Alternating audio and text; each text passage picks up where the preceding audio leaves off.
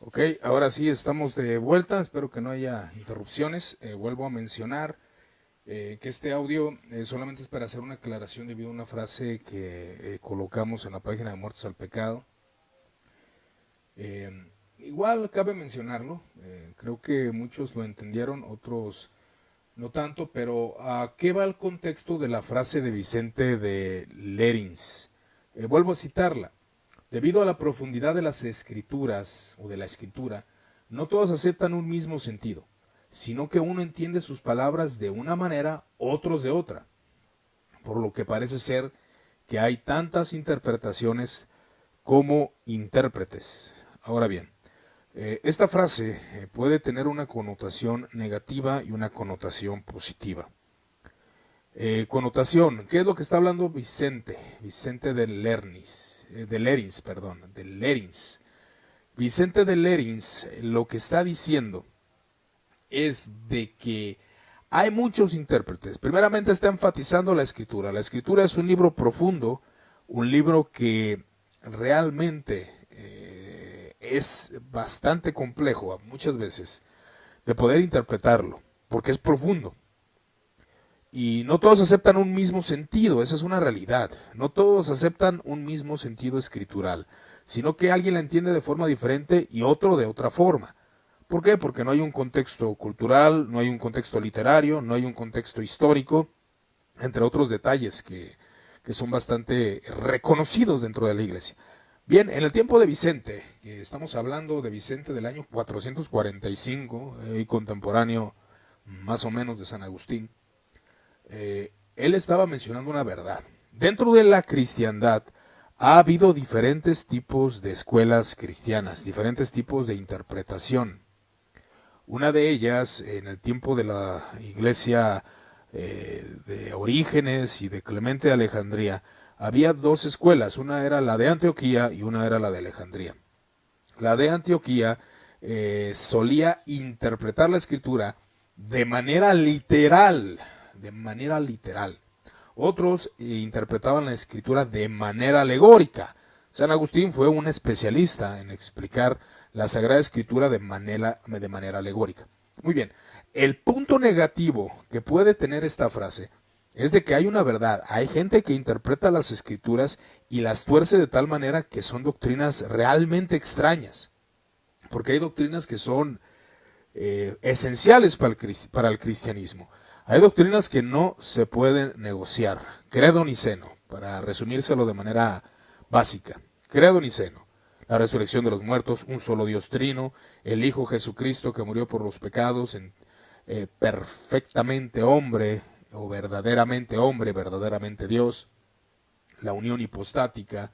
Estas doctrinas que en los concilios ecuménicos se afirmaron, pero tiempo atrás ya se creían. Los apóstoles las creían, los padres apostólicos las creían, y los padres escapadocios las creyeron, y entre otros padres de la iglesia.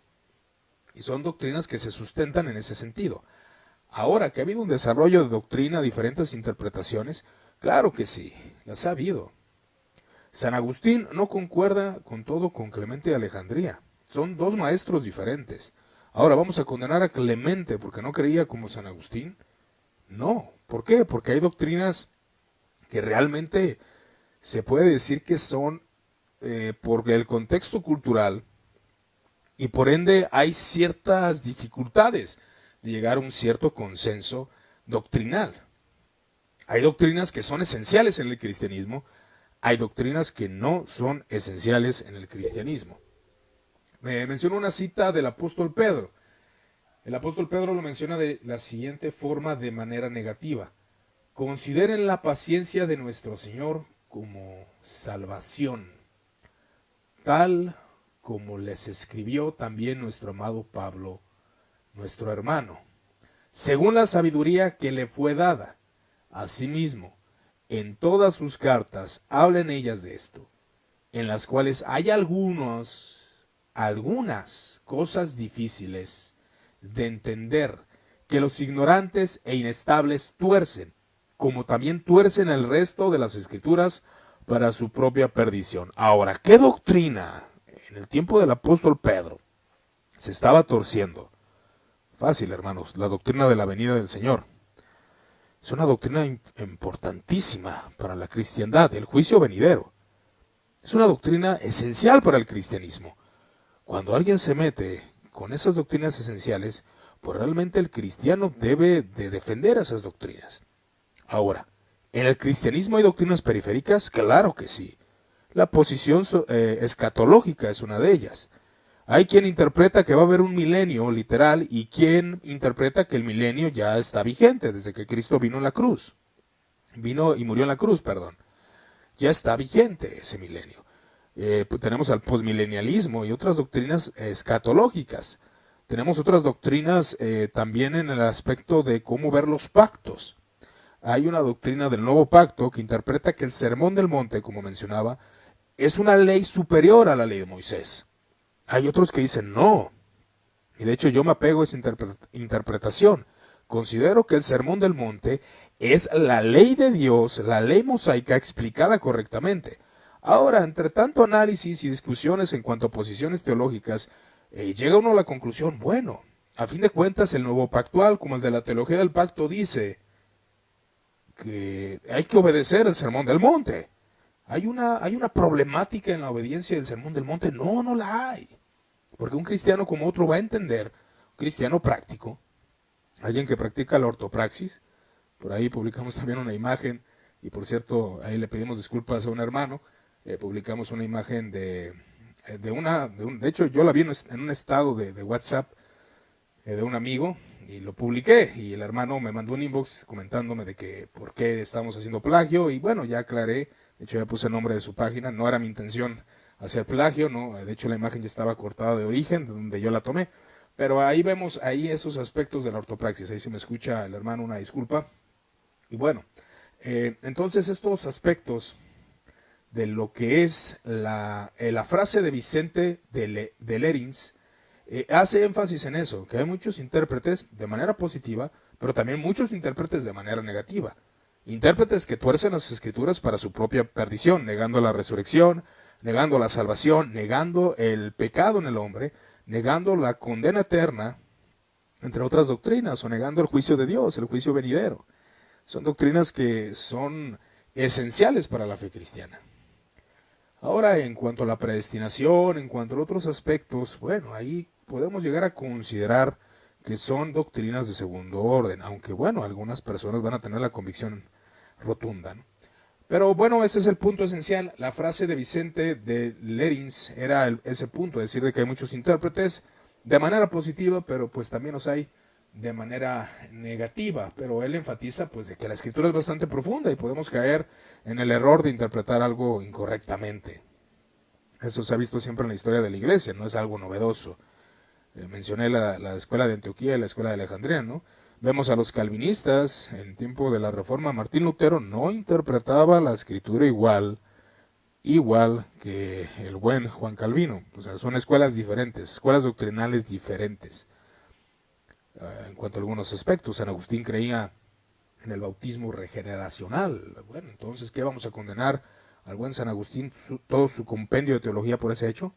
Hay cristianos que se encienden y dicen, la escritura es objetiva. Sí, es objetiva la escritura, sí es objetiva, pero el problema es de que tú y yo, intérpretes, somos subjetivos. Muchas veces nos basamos bajo el contexto cultural, la denominación que pertenecemos y otros detalles. No cualquiera se atreve, y realmente lo veo así, hermanos. Hay gente, hay jóvenes que sí les gusta estudiar, que llegan a un cierto intelecto y comprensión de las cosas bastante bueno. Pero hay gente que no puede, no porque no tenga la capacidad, sino porque es gente que, pues tal vez la edad o el contexto que le rodea. Entonces, solamente tiene una fe sencilla, como diría Clemente de Alejandría y San Agustín, una fe que recibe, una fe avisada, una fe que creo que el Señor me salvó. Sí, nosotros defendemos la doctrina, pero también defendemos un hecho que ocurrió en la vida de los creyentes, de los cristianos. El Evangelio nos salva de la condena eterna del infierno, es verdad, nos salva de la esclavitud del pecado, es verdad.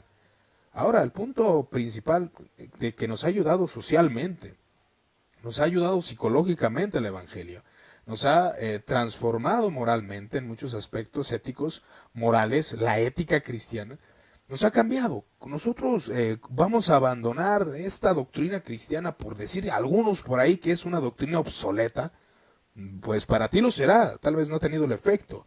Y la conclusión lógica es de que no has creído en el Evangelio, aunque eso sería absurdo para aquellos que han apostatado de la fe cuando estuvieron en la iglesia. Pero no han creído en el Evangelio, ese Evangelio que ha transformado la vida y las mentes de muchos. Por eso el cristianismo aún sigue y seguirá hasta que el Señor regrese en su reino. Entonces, este punto lleva una intención, esta frase, que podemos ser flexibles en cuanto a los errores de interpretación de otro, o en cuanto a los errores que uno mismo cometa al interpretar la Sagrada Escritura e imponerle su interpretación, que todos lo hemos hecho. Todos hemos fallado en esos aspectos y esos puntos doctrinales bastante considerables que hay que analizar. Entonces la frase de Vicente de Lerins es ambigua, lleva la ambigüedad, lleva eso. No, a lo mejor alguien la interpreta mal y piensa que Vicente está diciendo que la escritura se puede interpretar como sea. No, Vicente solo lo que afirmaba era de que la escritura era tan profunda que hay maestros que piensan diferente y obviamente hay maestros que van a la destrucción, como lo dice Pedro. Porque no es lo mismo una interpretación diferente, una postura teológica diferente a una herejía. No es lo mismo. No es lo mismo.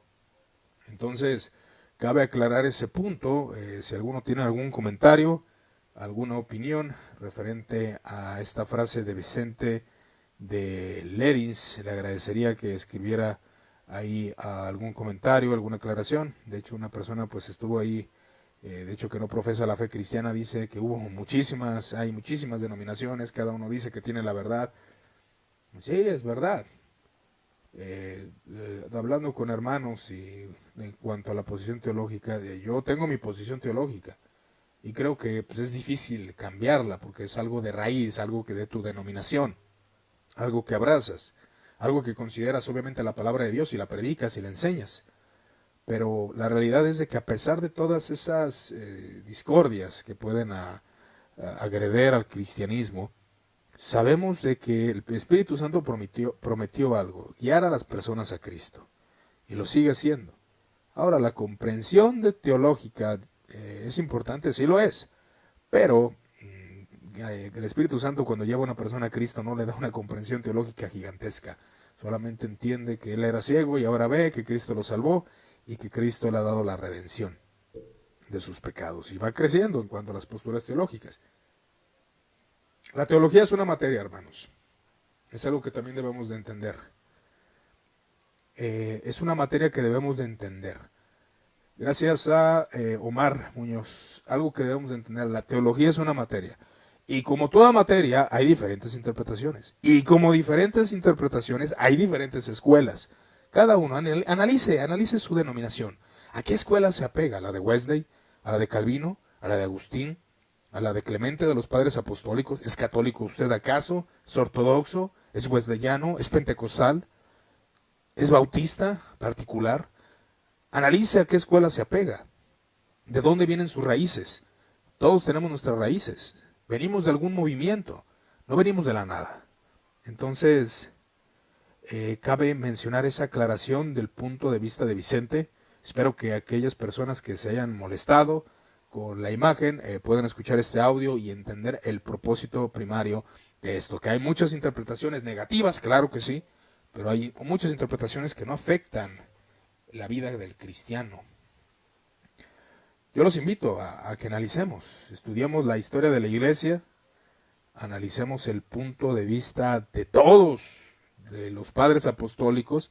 Hermano, no creían como nosotros. Hay que ser honestos. San Agustín, Pedro Abelardo, Ambrosio, Santo Tomás de Aquino, todos estos maestros tienen diferencias doctrinales. Pero hay una verdad que no puede ser oscurecida a pesar del error humano. Cristo Jesús es el Salvador y Redentor de aquellos que crean del mundo. Y Él resucitó al tercer día para dar vida eterna a aquellos que crean en Él. Ahora hay posiciones que hay complejidades Y es un tema que he querido tocar acerca de los sacramentos de la iglesia, que es un punto bastante controversial, obviamente por la postura teológica de la posición de la iglesia romana, ¿no? Y de la iglesia ortodoxa griega, de los padres apostólicos, cuál era el énfasis de los sacramentos. ¿Y cuál es el énfasis de los sacramentos que se hace ahora? Ha llegado hasta el punto de ser menospreciado el bautismo y la cena del Señor por las exageraciones que ha habido dentro de la interpretación eclesiástica. Pero son cosas que vamos a ir analizando poco a poco. Les agradezco su atención. Cualquier duda o comentario, estamos para servirles.